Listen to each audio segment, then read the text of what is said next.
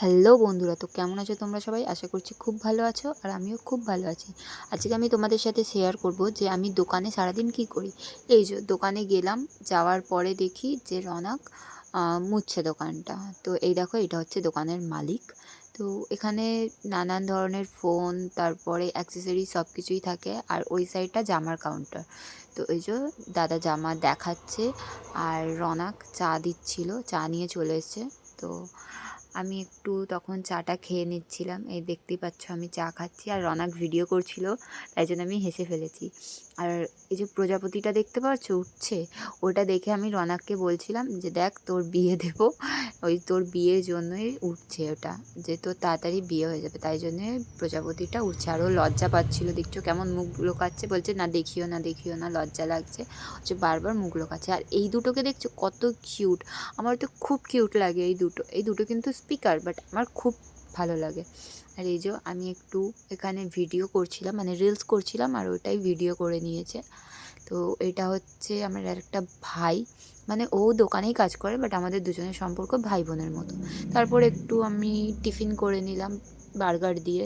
তারপর এই যে ভাইয়ের সাথে মজা করছিলাম, ও প্রায় 1 মাস স্টোরে আসেনি, ও গেছিলো ওর দেশের বাড়ি।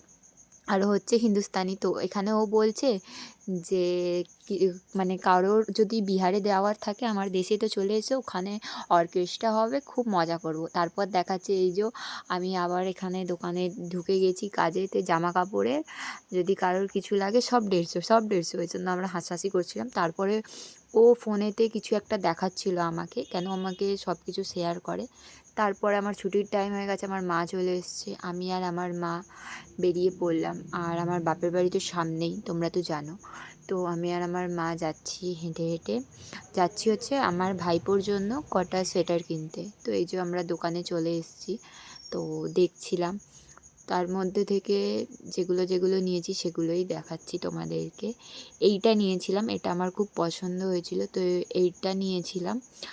আর দুটো নিয়েছিলাম, দেখছো এটা দিচ্ছে, পাঠ করছে এটা। আর একটা নিয়েছি হচ্ছে এইটা, এটাও আমার খুব ভালো লেগেছিলো এই কালারটা, তো এইটাও নিয়ে নিয়েছিলাম, প্লাস এটাও নিয়ে নিয়েছিলাম। এই তিনটে ওর জন্য নেওয়া হয়েছিল। এই হুডিটা আমার খুব কিউট লাগছিল, তো এই তিনটে হুডি, মানে তিনটে হুডি ছিল না, দুটো সোয়েটার ছিল, একটা হুডি ছিল, এই তিনটে দেখো কাকু প্যাক করে দিয়ে দিল। তারপরে এই যে টোটো ধরে আমরা যাচ্ছি আমার বাপের বাড়ির দিকে। আমার বর আমাকে তারপরে রাত্রিরে আনতে যাবে বলেছিল বলে আমি একটু গেছিলাম, কেন আমার ভাইপোটারও একটু শরীরটা খারাপ ছিল, তাই জন্য চলে গেছিলাম ওকে দেখতে।